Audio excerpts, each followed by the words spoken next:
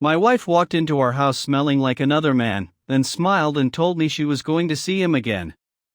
Most guys would have lost it right then. They'd scream, throw a chair, or maybe break down. But me? I just watched her. I watched the way she kicked off her heels like she owned the place. I watched the way she didn't even try to hide the smirk on her face. It was 11:14 p.m. I'd been sitting in that dark kitchen for 4 hours. I'd called her 6 times. I'd texted her 9. Silence. Total radio silence. Then she strolls in, looking radiant. Not guilty.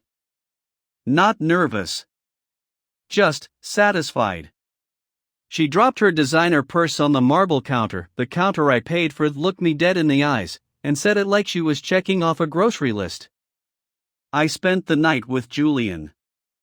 The room went cold. The only sound was the hum of the fridge and the rain tapping against the window like it was trying to get in. My hands tightened around the edge of the table so hard my knuckles turned white. Then she dropped the bomb. The one she thought would finish me. And Ethan? I'm probably going to see him again tomorrow. So don't bother waiting up. She was performing. She wanted a reaction. She wanted me to beg, to cry, to give her that emotional fix she craved. She wanted to feel powerful by watching me fall apart. But what she didn't know, what she couldn't possibly imagine while she was standing there in that expensive black dress, she was walking into a trap I'd been setting for 6 months. See, Sophia loved the high life. She loved the power couple status. She loved walking into a gala knowing everyone was looking at her. But she made one fatal mistake. She assumed that because I was the quiet one in the marriage, I wasn't paying attention. She thought I was the background character in her story. She leaned against the counter, crossing her arms, waiting for me to explode. "You're seriously not gonna say anything?" she asked, her voice dripping with that fake pity. I took a slow breath. I didn't yell. I didn't even stand up. I just looked at her, really looked at her, and nodded. "Okay," I said. "That's it. One word."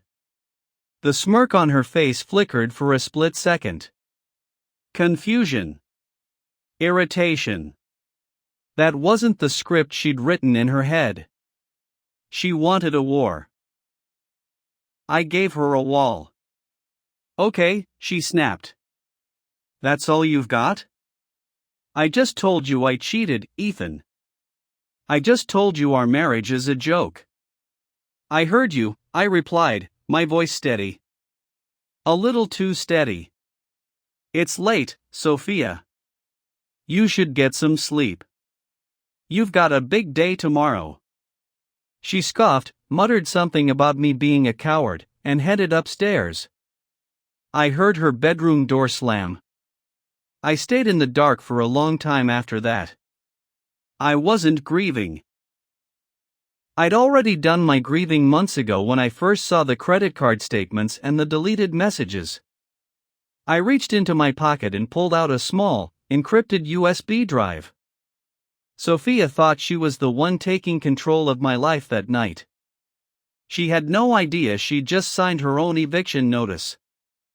I didn't become this cold overnight. It took time. 6 months ago, I started noticing the glitches. A dinner receipt for a restaurant she never mentioned. A 2-hour gap in her workday that didn't add up. Most guys would have hired a cheap private eye to take grainy photos in a parking lot. I did something better. I called Uncle Marcus. Marcus isn't really my uncle. He was my father's business partner, a shark in a tailored suit who retired after winning more lawsuits than I've had birthdays. He's the kind of guy who knows where the bodies are buried because he's usually the one who bought the shovels. We met in his private study, a place that smelled like old leather and expensive bourbon. I laid it all out. The distance. The whispers. The feeling that the woman I loved was looking at me like a hurdle she needed to jump over. Marcus didn't give me a hug. He didn't tell me it would be okay. He just slid a crystal glass toward me and opened a file. "Ethan," he said, his voice like gravel. "In this world, there are two types of people. There are those who react, and those who architect. Right now, you're reacting. And that's how you lose everything." He tapped a document on the desk. "Sophia is smart. She's been asking your CFO about asset liquidation and marital equity for months. She's not just planning an exit, kid. She's planning a heist." That was the moment the husband in me died, and the architect was born. For the next 24 weeks, I played the part of the clueless, devoted spouse. I brought her flowers. I apologized for being boring. I let her think she was gaslighting me perfectly. Meanwhile, under Marcus's guidance, I was moving pieces on a board she didn't even know existed. Most of the company's tech patents? Marcus had whispered during one of our late-night strategy sessions. They're tied to a holding company you started 3 years before you even met her. She thinks she's entitled to half the shares. She doesn't realize those shares are worth zero if the patents aren't licensed to the main firm. It was a legal minefield. And I was the one with the map. We didn't stop there. We looked at the house, the mansion she bragged about on Instagram every morning.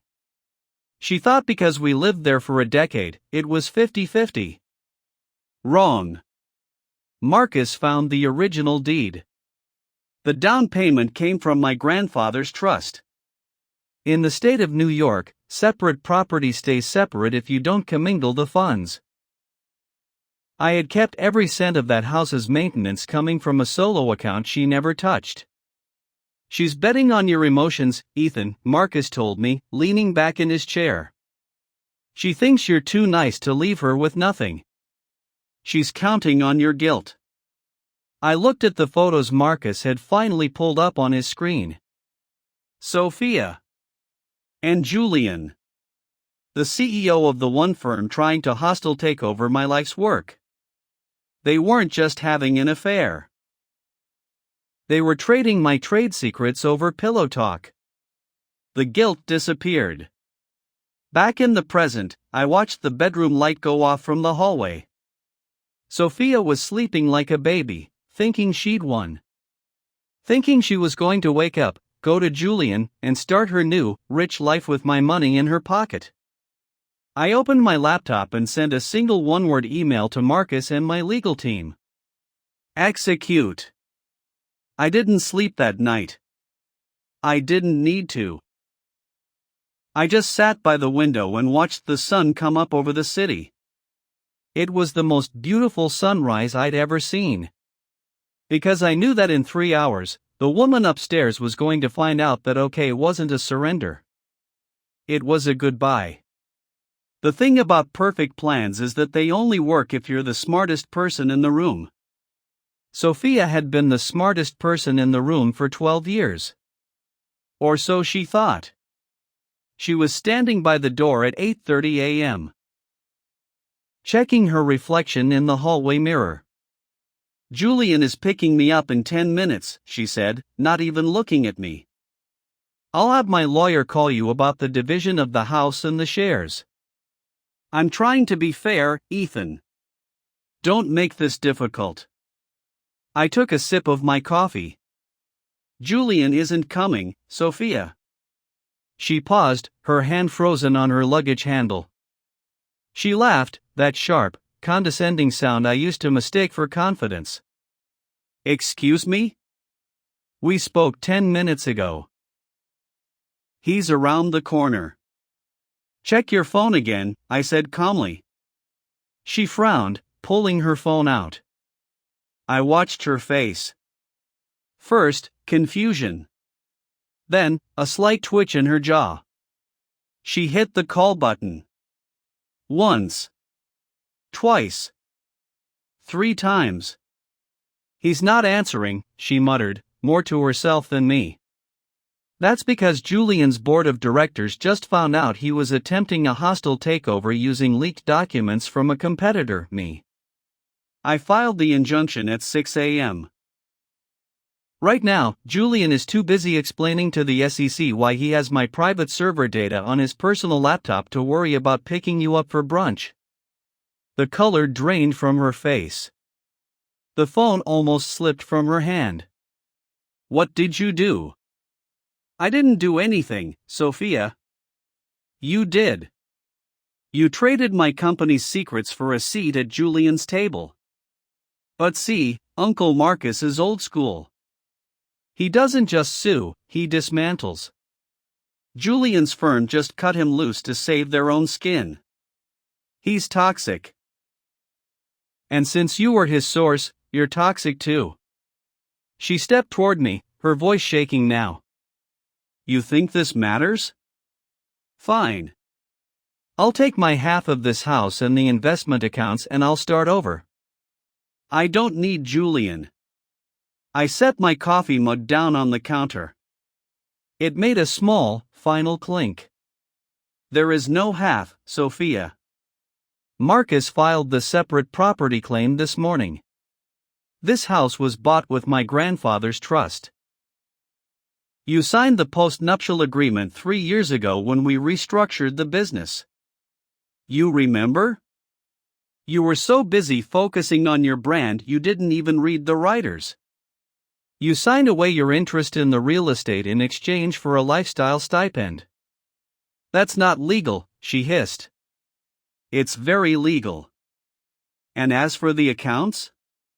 You've been using the joint business account to fund your meetings with Julian for months. That's called dissipation of marital assets. In plain English? You already spent your settlement on hotels and expensive dinners with another man. The court counts that as a prepayment. She looked around the room, and for the first time, she saw it for what it was. A house that wasn't hers. A life that was built on a foundation she'd spent months trying to crack. You're leaving me with nothing, she whispered. There were no tears, just pure, cold shock. I'm leaving you with exactly what you brought into this marriage, Sophia. Your heels, your ego, and the truth. The doorbell rang. It wasn't Julian. It was Marcus's courier with the formal eviction notice and the restraining order regarding company property. I walked past her, grabbed my keys, and headed for the door.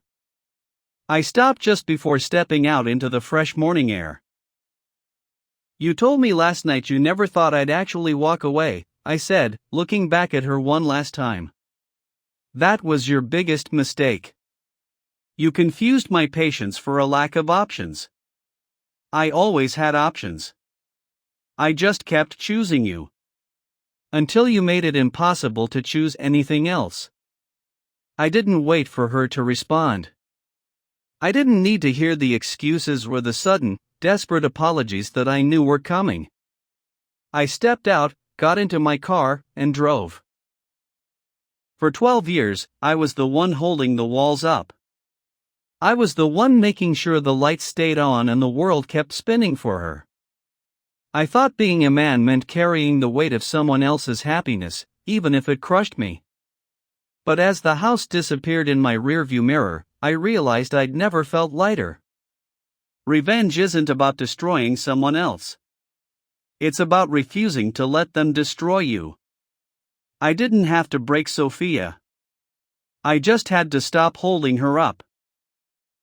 And the second I let go, she fell all by herself. If this story hit home, drop a comment.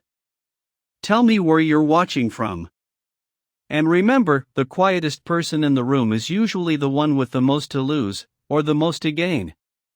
Like, subscribe, and stay sharp. See you in the next one.